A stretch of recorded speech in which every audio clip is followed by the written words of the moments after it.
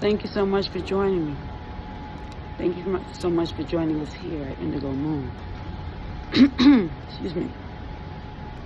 So for most of our lives, what do we look at? How do we judge people? You know, people have to have a certain clout, a certain reputation sometimes in order to survive. This is not a survival skill. However, people wear it as though it is. You want to have a certain reputation. You want to feel a certain way. And by having this reputation, people hold you up, make you feel good about yourself. But it's all so superficial. Shall we begin? A construction site. Men are working, hard hats and equipment, tearing down this building. But somehow, while they're tearing down this building, something happens with the funding, so they stop the work. They've torn down the building, but they've left all of the materials that it took to build, cultivate, and begin the structure. By them taking it apart and not cleaning up behind themselves, there's now an empty lot, but a lot of materials still left behind. These materials are here, and there's no other place for these children to play. There aren't a lot of parks in the community. And the children have to go through this yard now because this has now become a shortcut. So they're walking through this field and they see the materials. So they begin to beat the drums with it, making sound effects. Some of the kids are playing with some of the broken wood. Splinters are being left in their hands. Some of them are running off crying and running home to let the mother take care of this matter. That shouldn't even be a matter, but it's now becoming a matter. Two brothers running through this yard, and one screams. He's now run in this field, and a rusty nail has become enlarged in that foot of his. Went straight through the sneaker, straight into his foot, and he is screaming. And his big brother looks at him, and he goes and sees what's going on. He sees the blood. Takes his hand and snatches this nail from his brother's foot. And he calls him names and says, listen, in order for you to be a man, you're going to have to come through this. You're going to have to look at the pain. You're going to have to be strong like daddy. Now stop crying, or I'm going to kick you right back where it hurts. So now the boy is sniffling. Okay. And they walk home with their book bags in hand. The mother is not there, nor is the father. They're lock key kids, as they call it. They have a shoestring around their neck with the key attached underneath their shirts. So whoever gets home first can open up that door and get in. So they get in, they make themselves some peanut butter and jelly sandwiches, and they get off to doing homework. The little brother is still hurt by this pain in his foot. So he goes to the bathroom and he decides he's going to, turn on the water and wash his foot. And his big brother comes knocking through the door. Hey, what you doing? I'm washing my foot. Man, you still on that foot? Man, you better come in here and finish your homework before Dad gets home. So he goes ahead and he takes a sock and puts it on his foot and puts it back in the sneaker and goes back to the table. Does a little bit of cleaning up, but not enough. So he goes back to the table and he starts doing his homework. Finish their homework. They go ahead in their room and they're playing and watching, television, and one's playing video games. I got next.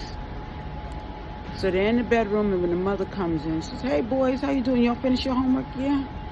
She goes into the bathroom and she notices that this tub is dirty. She knows she cleaned that tub out the last time she gave the boys a bath the night before. But no problem, she cleans up, goes in and starts dinner. Pretty soon the father's home. Hey boys, what's up? He looks in on them. They seem fine. So he goes back to and sits in the living room and starts working on his computer. He has some undetermined work that didn't get finished throughout the day. So both parents are working, one mother in the kitchen cooking, the father's doing his what didn't get finished at work. But nobody's really checking in on the boys. You don't know exactly what they went through throughout that day. Nobody's asked yet. So they're now at the dinner table and they're having a conversation. The little boy, the mother notices that his mood is not right. She asks, how was your day, baby? It was okay. Looking at his big brother, knowing that he wants to tell a story of what happened to his foot, but he doesn't want to be a weak link. He wants to be strong. His brother told me he got to be strong like daddy. So they finish eating, clean the plates. The older brother has to put the dishes in the dishwasher. The little brother has to go and prepare for bed. So he washes up really quickly, not letting his mother give him a bath. So she looks at this as, oh, he's getting older now. He doesn't want me to see him.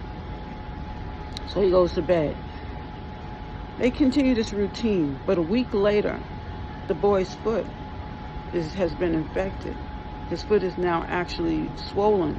Can barely put it in his shoe, but he's covering it up. He's taking this black electric tape, wrapping his foot so his foot is smaller, wrapping it up and putting it in his sock and in his shoe. It's now beginning to have a fragrance too, but nobody notices.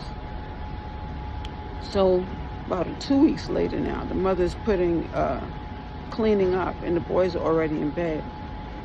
She notices that her younger son went to bed without taking his clothes off, so she attempts to remove his clothing. As she removes his clothing, she notices this black tape attached to his leg. She doesn't understand what's going on. She starts taking off his sock. When she takes off his sock, she sees that the foot is not only swollen, but it's a whole nother color. She screams in fright. Both boys are now waking up. What's the matter, Mom? What's the matter? What happened to your foot? The father now comes into the room. They have to rush this boy to emergency to have his foot looked at. When he goes to emergency, they now have to amputate this boy's foot, all because of a nail that started at this construction site. When a construction site is not separated from a community, where there's no gates put up, no protection put up, now the community is now not protected, unprotected. This boy, who once ran around, played around, now has no foot. All because of one bad choice, because of setback that money did not take care of. See, we have to look at every part of our community, and we have to look at the little things that actually shaped a bigger situation. Now that boy does not have a foot, and not only is the community to blame because nobody fought for this construction site to have that gate placed up there, but now there's now a lawsuit. And although the parents are going to gain millions of dollars for this boy's foot having to be amputated, but now that boy has to walk around without a foot. We got to look at this. What does our community look like when we ignore the problems that are sitting straight and directly in our faces? Thank you so much for joining us here at Indigo Moon. Let us think about the choices that we make. Funding should not stop a situation that causes more of a community problem. Thank you.